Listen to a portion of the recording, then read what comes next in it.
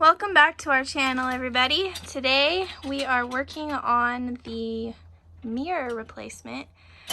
I know a lot of you have noticed on our videos that we are missing the passenger side mirror. Yeah, thanks for pointing that out. We didn't know. Drove all the way across the country, didn't know it was there. Whoops. Or it wasn't there. No, but seriously, that was quite a hassle the whole trip. I had to look out the window over here. Whoever sat here had to look out the window to tell Derek when he could. At the same Turn time, if you into the ever next are lane. wondering, can you drive across the country with one mirror? Yes, you can. We did it. I don't think legally you can, but we did. Do you want to tell them how we lost a mirror? No. No. Oh, we'll leave it a mystery. I went to go pick up my son from school, and there was a power pole that was in the next to the curb.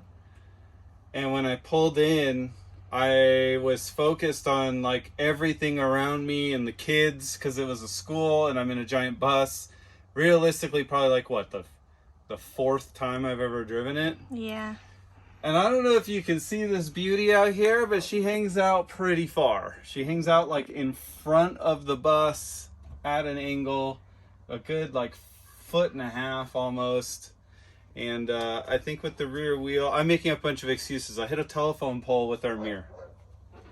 That's pretty much what happened. He's trying to impress our Yeah. our 4-year-old at school by Yeah, picking and him up. the pole wins. The pole always wins. But we have an interesting story behind how we got this mirror. Oh, yeah. So, when you're traveling across the country, you don't really have a lot of resources. And the great folks at MCI and NFI Parts or whatever, they're of absolutely no help. They require you to have this crazy account set up with a credit thing and all this nonsense just to buy parts. And at that, this is apparently this whole arm, because that was the problem is when I knocked it off. So this bracket here is cast aluminum. So the second you hit it with anything, it just disintegrates into a million pieces. So repairing it or attempting to weld it is just not an option. The other thing is that somebody told me is you can kind of loosen the bolt to the arm. That way if you do wax something, it moves. So apparently mine was torqued down to the max, because when I hit this pole, it literally ripped the thing off, fell onto the ground, and then I proceeded to drive over it with the bus. So our original mirror is a no-go at this point. It is completely done. The glass is shattered. This big well, this one's plastic, but that one over there is metal, our original one. So that's a cast aluminum as well. So that broke. Everything broke. This was 2 days before we left for our big cross-country trip. Yeah, so But nothing stops us. So we did it. We drove all the way across. And on the way back, we were driving from, what was that place? Pennsylvania? We were at Mills Creek. We were at that really cool Yogi Bears. Yeah, the Yogi Bear campground. And we were leaving there and going back to Kentucky, where our family lives there. We're in the middle of nowhere on a side road in Pennsylvania. And I came across this building, and around the building were all these buses. And of course, in my life, I've never really cared about buses, but now that I own one, I pretty much, it's like a car. You don't see it until you own one, and all of a sudden everyone else is driving one, right? Yeah. So I was driving, and all of a sudden I saw these buses. Cool. But what did catch my eye is one of the buses had some parts missing off of it. And so that to me was an immediate light bulb on my head. I said, they're taking that apart for parts. So I pulled over real quick, and I ended up talking to the guy. One of them was a mechanic. I think the other one was a driver. I don't want to say their name because I don't want people reaching out to them thinking that they're a bus parts depot.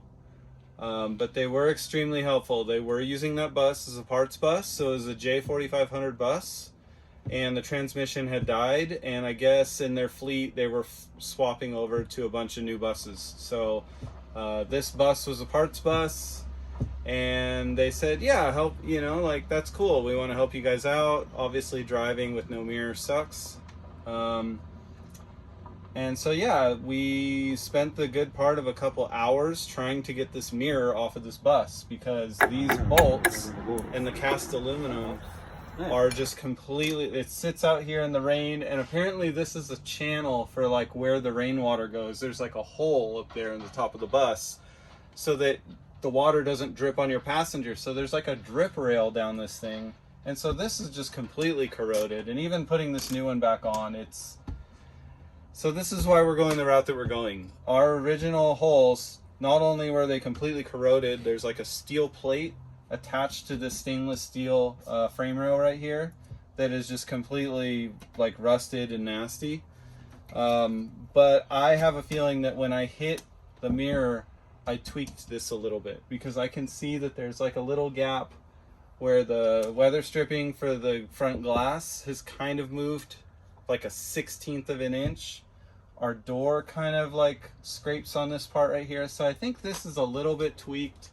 Again, it's just like one tube rail for the front here, and I think that at some point in this bus's life there has been an accident in this area, because our stairs have like repairs on them, the fiberglass has been repaired, and we have a lot of wind noise in this upper area up in here. So we'll probably take the front bumper off of the bus and look at sealing and all that stuff and figure out what's going on. But anyways, so we tried to get matching bolts for this and thread them into the original holes, but it just will not line up. And holding this giant arm in the air, this is probably a good 8 feet in the air right here.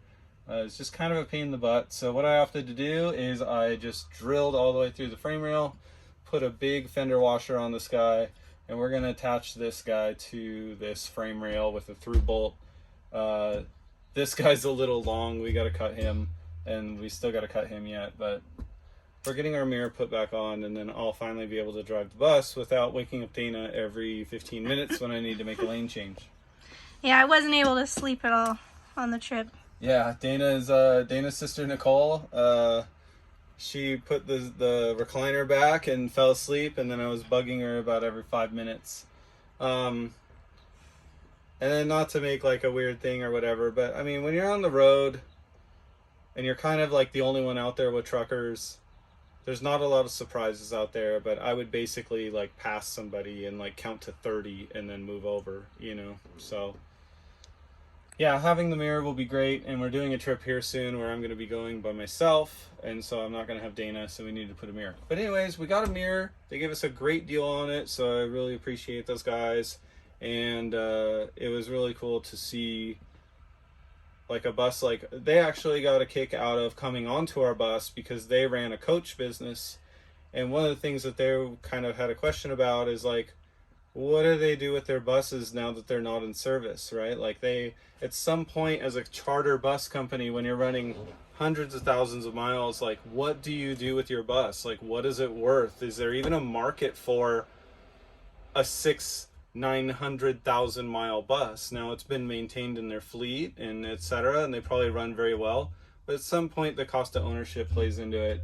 And so it was nice for them to see that people like ourselves and you guys possibly watching this and other people in our community buy these buses, and we're not necessarily putting hundreds of thousands of miles on them, but we're putting tens of thousands of miles, and they do have a life outside of a charter environment. So they came on our bus and they were kind of blown away at what the inside of a bus could look like when it doesn't have like a typical charter seat arrangement. And they were like, where'd the bathroom go? And we're like, well, we get rid of the bathroom, you know, stuff like that. So the other thing that was really cool is I started asking them again, because of like that NFI parts is extremely difficult to get parts from.